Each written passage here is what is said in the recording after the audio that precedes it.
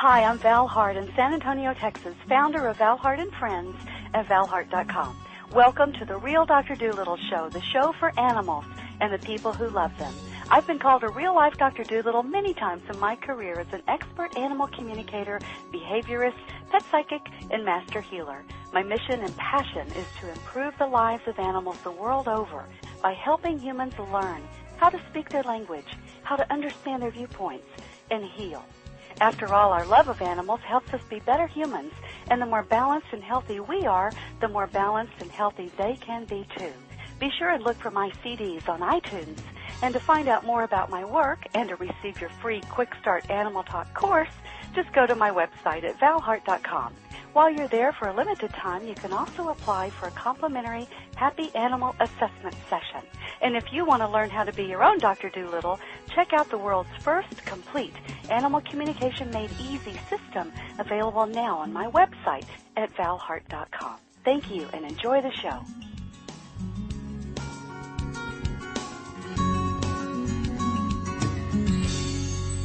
Hi, this is Val Hart, the real Dr. Doolittle, and today I'm talking with Sara Fancy.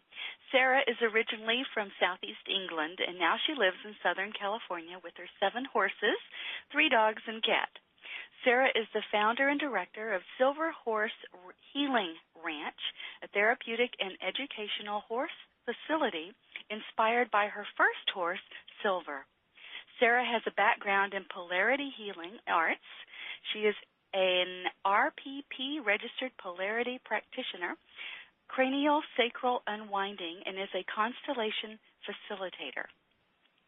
Sara has established a truly unique horse workshop called Rapport with Horses, and she combines family constellation work with horses, which she calls horse constellations. So I found out about her work, and I really wanted to find out more about this, and I know that you will too. So welcome to the show, Sara. I'm so excited to talk to you. Yeah, hi, Val. I'm glad to talk to you. Yeah, before we go too much farther, let's tell people how to find your website. So your website is silverhorse.org. Yeah. So Silver, S-I-L-V-E-R, horse, H-O-R-S-E.O-R-G. If people are by their computers, they can go there and check out your fantastic work. So I want to know, you are doing something pretty exceptional and a bit out of the box with horses, and it's so cool. It's way beyond what we usually expect of our horses. So, Sara, how did you get started doing what you do? Tell us more. Okay, well, I used to be a bodybuilder, a long time ago, and I was living in Venice, and I didn't know anything about horses back then. I had no idea I'd be working with horses or people doing healing work or anything like that. And I basically came to the end of my threshold with bodybuilding as far as I could go, and ended up, this is going to sound bizarre, but I ended up meditating. Wow. I got into meditating. That is fun, isn't it? From bodybuilding to meditating. I like that. Yeah, and there's a place, I was living in Venice, California, and then there's a place quite near here called Topanga Canyon that's very unusual. It's the mountains, and it's beautiful. It's unlike LA, it's like a unheard of place in LA. Anyway, I found it, and I just thought, I want to be here. And I moved up here, and then I basically moved to, next to someone who had horses, and I started taking some lessons with her. She said, horses can teach you how to be a leader, and I was like, really? Yeah. And so I wanted to find out about that, and I started taking lessons, and I got to ride on the trails here. There's beautiful trails in the Santa Monica Mountains. It's absolutely stunning. And then I just thought, this is what I want to do. I want to be around these animals. I want to be outdoors in the nature. And I also discovered this healing art called Polarity Healing Arts. And I started studying with them. And then down the road, there was an equine facility place that just opened. And it was literally a walking distance from my house. Cool. And then I got a job there. And I started by mucking out, picking up the poo, feeding the horses. That's how I started. And then I ended up managing the place Wow. for 7 years. And during that time, I acquired horses because there's always horses that need a home. Yeah. And then they moved, and they said, you can even move with us or do your own thing here. And I thought, well, I'll do my own thing. I got my horses now, and I really wanted to go more into the healing arts because I'd also done a training in the family constellation work, and I just wanted to go further into that area. Cool. And that's kind of how I started, and that was like 5 years ago when I started my own business. Wow. So that is, what a fantastic story. So from bodybuilding to meditating to moving to discovering horses and learning about the remarkable gifts that they can share with you, started writing. You did the polarity healing and the family constellation work and wound up going from the poo picker-upper to the manager of the facility. I mean, how divinely planned was your life, to get you to this point, huh? So how cool. Okay, I think we need to back up a little bit, Sara.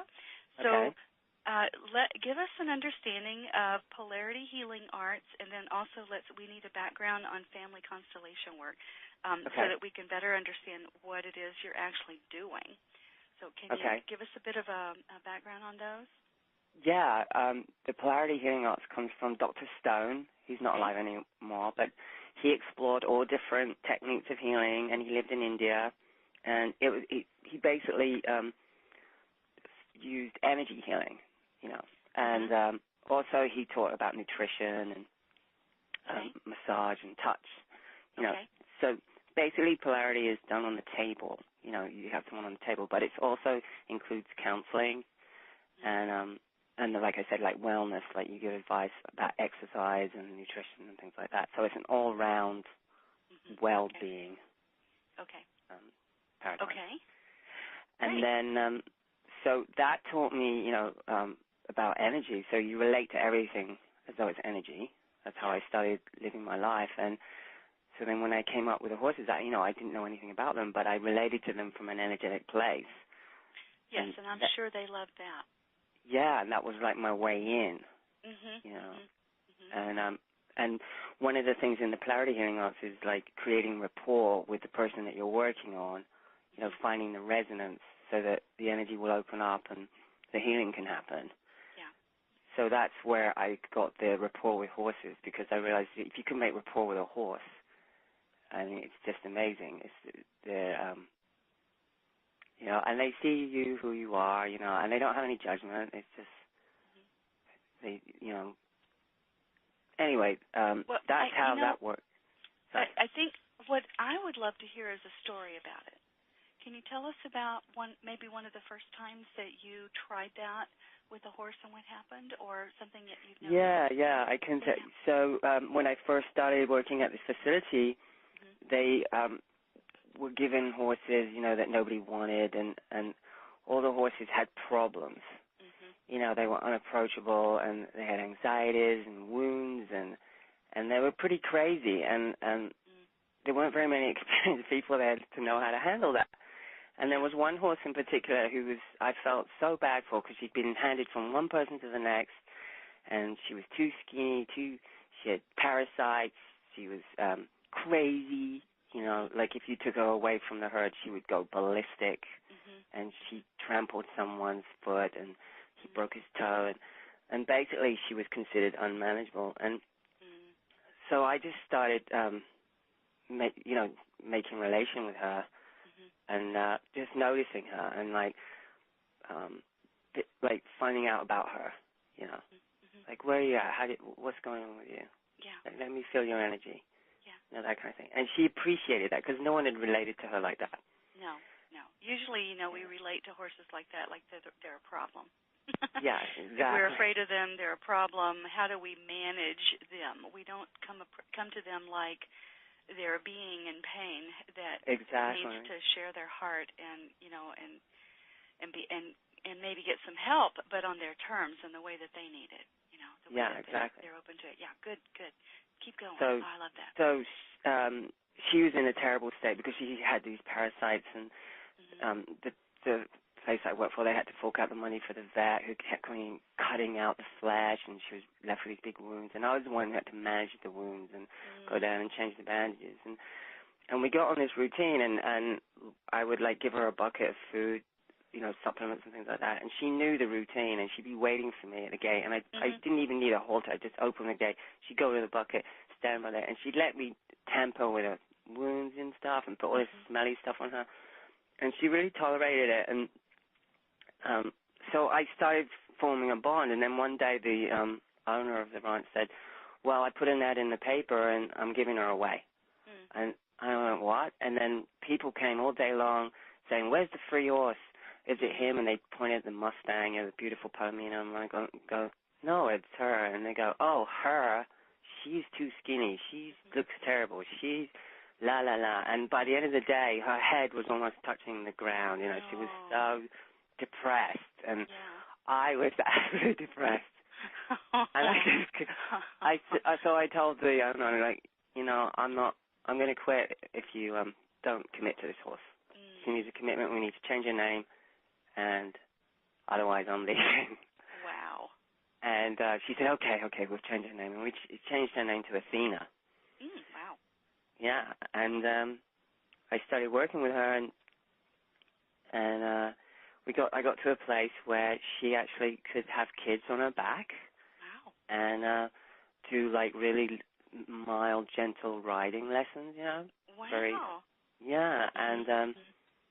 And then I actually ended up adopting her, and she pretty much stayed with me to the end of her life. She had about 3 years left. Wow. Aww. Yeah. So that really showed me that horses can turn around with the right relation, you know. Yes. And they just need somebody to understand them. You know, to connect and to be with them in a way that they can feel safe, you know, and feel understood. Yeah. Oh, I'm so excited. Oh, that's a great story. I love Athena's story. Oh man. All right. Well, I could hear a 1,000 more of those. But let's keep going, because I also want you to define family constellation and tell us about how you work, how you're using that. Okay. So let's move into that right quick, and then we'll come back. Okay, so I got involved with family constellations probably about 10 years ago when I went to an event, and I didn't really understand it. It's usually done in a group, and what happens is people in the group represent the person's ancestors generally. I'm just talking generally. And then we look at their ancestry to see whatever is back there that needs to be healed, you know, that can heal the future. That's not, sorry, that heal the present. Okay. So, like, say, like, I have issues around self-confidence or depression, whatever. We can go back in my ancestry and look to see if there's something back there that I'm entangled with, you know, unknowingly. Okay. Like an ancestor, let's say, lost their mother really young, and has trauma around that. And then I'm picking up on that. I'm entangled in that in some way. Okay. So then we go back and we heal the past with representatives. So it's really profound work and very powerful. And it's from this guy, Bert Hellinger, who's German, and he's still teaching. He's the one who kind of brought it out. But it's also, like, ancient. He lived with the Zulus, and he learned a lot around their rituals and stuff like that. So it's a combination of things. And then I took a lady called Francesca Mason Boring. I took her training in 2008, I think it was. And then when I graduated from that, I started doing it. And then someone said to me, why don't you use the horses when you do that? And I thought, yeah, why don't I could try that? And actually the horses were amazing. They go into the role. They'll go into a role. Wow. You know? So are the horses working with the person's family? Yeah, so, like, I'm the facilitator. Okay. This is how we set it up. Okay, so, good. And I can do this privately or with a group. So if I have a group, there's someone who wants their constellation done. So then I'll say to them, okay, what's your issue? Okay, they say, I want to find a partner, you know, and I have terrible problems with relationships. So they're, okay, pick someone to be you and someone to be all your ex-husbands, per se, in the group.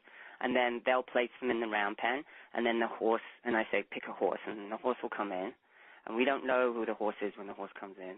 Cool. But then the horse kind of makes it obvious who they are by where they stand or who they go to or who they push, because they start gently kind of pushing people towards other people, or they'll really be with someone the whole time, you know.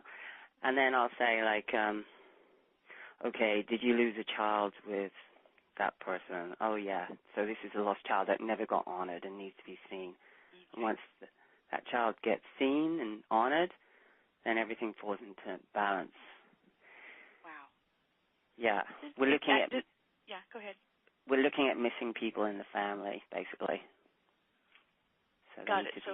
So people in the family, there are always those. You know, there's people in family matrices or groups. They carry different roles, right? And then we have the lost, like you said, the lost child, and we have the, you know, the ostracized one, the black sheep of the family. We have all these different roles. The skeleton one in the closet. Nobody talks about Uncle Fred. The one we didn't know about. You know, the one that we didn't know about. Right. The extramarital affair. You know. Right. And so when we bring all of that into balance and put it on the playing field, so to speak, the whole family, then we find the lost and missing pieces, which are kind of, I want to say they drag the energy of the family down, and then that unresolved issue is carried through, like almost like a miasm or a pattern that has to be continued to be played out until it's completed. Yeah, you got it. Yeah, it's basically like that. Yeah. Okay. It's like the missing person. There's like a vortex there, like where other people will replace that person's place. Right. And then everything will skewy. You know, everyone's out of order. So people they need to get back in their family order. Yes. And then it comes back into balance. And horses being social, you know, they're herd. They can relate to that. They have an order. Family. Yeah. Big one family. Yeah. That's so and cool. they just seem to know, you know, and they just really like engage and participate. And if they don't, that also is significant, you know. Yeah. So can you give us a story? Tell us about one that you've done and what happened. Yeah. Okay, let me see. Okay, I'll tell you one because it's actually in an interview that I just did with the Deepak Chopra team. Okay. So I know she's fine with me talking about it because I put her picture in there and she was fine with it. Okay, good. So this was a private one, and it was about really her finding her life purpose. You know, like a crossroad. You know, when people kind of have a spiritual crisis and they don't know what they're doing or where they're going, or they just feel lost, you know, really lost in their life. And so I said, well, do you know your purpose in life? And she didn't even think she had a purpose, you know. And I said, everything has a purpose. A fly has a purpose, you know. A tree has a purpose. Everything has a purpose. Horses do. You have a purpose in life. So we went in and I became the purpose of our life. You know, I go into the role, so I go into the energy field of that. What does it feel like in my body? Where do I want to move? And these are clues. And then we had the horse in there, and then it became obvious that the horses was her higher self. This horse was her higher self. Wow. Okay. And then whenever she spoke about things in the past, the horse would leave, you know. And then when I got her back in the present, the horse would come back. You know, it's like stay in the present, stay with this. And then I finally felt who I was, and I said, you know, I know who I am. I'm a joy master. You know? A joy master. Yeah, and I've never said that before. I mean, I've never even heard it. Someone's life purpose is a joy master, you know? Whoa. So as I said that, Jackie just like stood up on this tire platform. I have a tire that has a platform on it, and I've never taught her how to do that. I've taught other horses how to get up there. Yeah. Never shown Jackie how to do that. And as I said, you know, you're a joy master. Jackie just stepped up on this platform and like elevated herself. Wow. And Jackie's the horse. Yeah. Yeah. Yeah. And was in a central position, you know. And so my client just put her hands on her hip and smiling, just looking at her. And I said, you know, she's never done that before. No. And Jackie stood there like she's not moving, you know. As if she was like supporting that. Like, yes, you know, your higher self is saying, yes, this is who you are. Right. You're here to bring joy, you know, bring joy to people. Yeah. Woo, so, I love that. Yeah, after that, I just thought, you know, I love my work. I just love it so much. Like, I couldn't even, I couldn't even think of a better job. Wow. Wow. Oh, that is so awesome. Oh, I love it. I love it. I could hear more stories all day. You know, you mentioned something that we definitely want to touch on and tell people about. Deepak Chopra has you on his Chopra Well YouTube channel. Yeah. So can you tell us about that? How did that happen, and how can people find out more about that? Okay. Briefly, what happened? I had a proposal for like a reality-type show, you know, with the horses. Oh, that's great. Yeah. And I gave it to someone, but they didn't really do anything with it. And then a couple of weeks later, I got a proposal from the Deepak Chopra team, and it was completely unrelated. But it's kind of like, you know, when you put your intention out there, it can happen in other ways, you know. Yeah. So I think they found me through one of my clients. I'm not sure, you know, how they even found me, but they emailed me. They said, would you like to be part of this this project that we're doing called 30 Days of Intent? And we're taking 2 people around to 20 different healers, or experts they call them, and to show people like how they can improve their lives and, you know, what they can do and stuff. And I said, sure. I jumped on it. I was like, totally want to do this. Yeah. Yes, totally want to do it. So they came, and we did the shooting, and they brought 2 people, Iman and Natalie, and you can see them in the video. Cool. And I did the rapport work with both of them, and then with Natalie, I ended up doing a horse constellation in the end. And it was intense, and she says in the video, well, if this is supposed to be healing, it was the opposite or something. Because it's, you know, when healing can be really uncomfortable, and it's like it's going to bring up your stuff, you know? It's supposed to. That's what needs healing.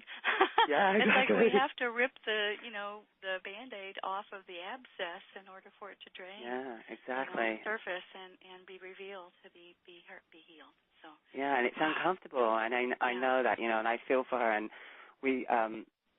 I was so nervous before the video came out yesterday. Oh, wow. I was nervous about it because I thought, is it? I don't know. But then when I saw it, I thought, oh, no, this is great. It's really, I'm very proud of it.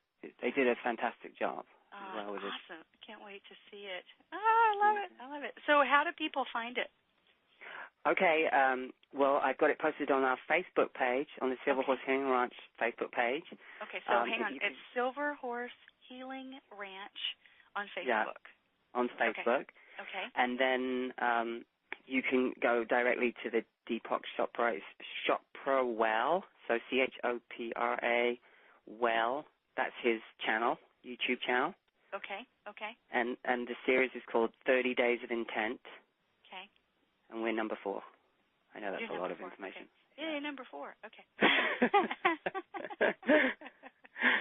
All right. So 30 Days of Intent, the Chopra Well channel on YouTube. It's series number 4. Or Silver Horse Healing Ranch on Facebook. Yeah. And, of course, silverhorse.org is your website. Yeah. And I'll put it there, too. You'll be on there, too, yeah. Awesome. I love that. I love it, love it, love it. So, Sarah, and so what would someone do if they wanted to get the training like you have, or other training that you think might be helpful? Okay, like depending on where they want to go with the work that they want to do. You know, if they want to focus on the therapeutic aspect, there's lots of organizations that teach at IGALA. There's EGA, you know, if they want to get certified like that. Like, I basically did it the way that I knew through the energy work that I trained in, and that's another way to go, you know, take classes in the polarity healing arts or, you know, it's kind of like basically I created my own thing, you know. I couldn't have even told, like I said, 10 years ago, I couldn't even told you what I'd be doing now. Yeah. You know, it just kind of evolved. And it's like follow your impulse. And like some person might be a dancer, and they can integrate that in the work that they do with horses. You know? Wow, that's a cool idea. Yeah. That's a real cool idea, yeah. So it's like, don't be scared to be an innovator, you know, yeah. and create your thing out of what you already know and what you love. And horses are so creative, too, you know, when you come together. I mean, I used to dance with Silver because I couldn't ride him, and then we ended up dancing together, and we did performances and everything. Wow, I love that. Yeah. Huh. So you named the ranch, your website, your work, after Silver. Yeah. Yeah. Can you tell us a quick story about Silver? Sure, yeah. He was the first horse that I got. He was given to me. And I just thought, okay, we're going to start riding, you know. I got, like a trainer, and then it was a disaster. And the horse was so nervous, and you know, and I had no clue. I just thought I'd go along with the trainer and do what he says, and it was really dangerous, and I must have fallen off about 30 times. Oh, God. I mean, really, like, he threw me off. He was terrified. And I just got it. I thought, he's scared. He's terrified. Like, this is not helping. And then after a really bad, you know, experience where he literally trampled me, and then he got lost, and we had to look for him in the mountains and stuff. Oh, my God. I was just like, this is not working. I'm going to change it. You know, I don't care about riding. Forget about riding. I don't care about it. You know, I'm keeping you. You're not going anywhere. I'm committed to you. And then he's a little Arab, you know. He's very sensitive. And he actually showed me about movement and pacing and mirroring and how horses will mirror your movements, you know. Yeah. And then we developed a dance, and he's really a beautiful mover, and he loves to be watched, and he loves it when people go, oh, he's so beautiful. He loves that. And he's really a performer, you know. That's his thing. He loves attention, and he's got a sense of humor, and he's funny. And so all these things sort of came out, and I got him a job as to teach kids how kids could approach horses. And now what he does is he has little kids that he follows around in the round pen, and they have a little wand, and he follows it. And he's great with kids. He loves kids, but he's never been ridden. He's not been ridden or anything. Wow. And he's 28 now.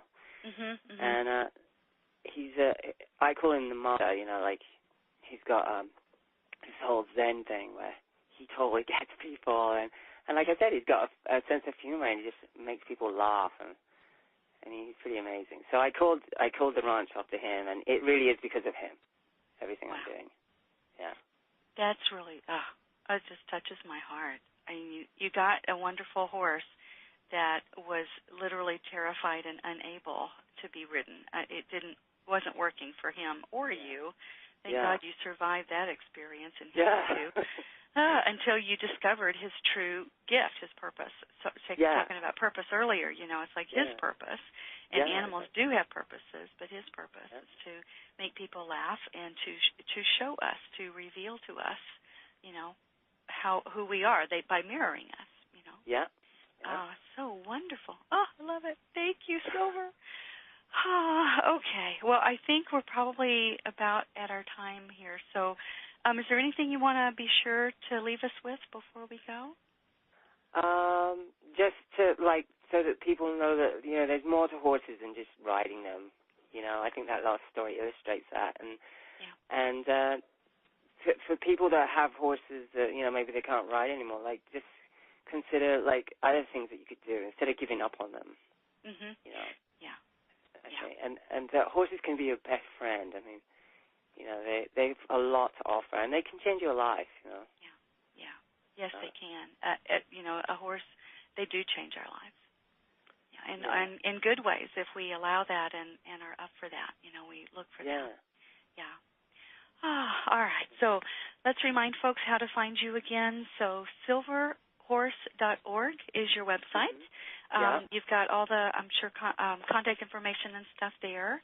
They can also find you on Facebook on Silver Horse Healing Ranch. And there's a link there, I think, to Deepak's Chopra Well, the YouTube channel, or they can go straight to Chopra Well, the series number 4, 30 Days of Intent, and watch what sounds like a fabulous show, and I hope you do get a reality show out of that. And who knows, people will, they'll see you there and go, yeah, we get it now. Yeah, thanks. Yeah, I think so. I think it's great. All right. So thank you, Sara. So, everybody, we've been speaking with Sara Fancy of silverhorse.org. Thanks so much for your time today, for sharing your heart with us, and for your love of horses.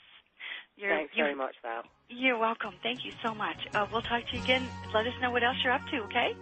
Okay, we'll do. Okay, bye. Bye.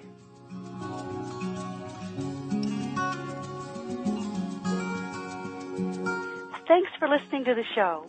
For more information or to listen to other podcasts, go to valheart.com/blog.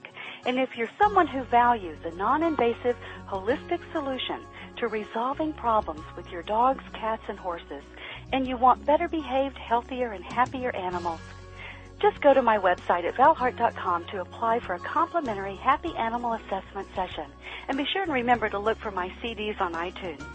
Learning how to talk with animals is fun and will change your life.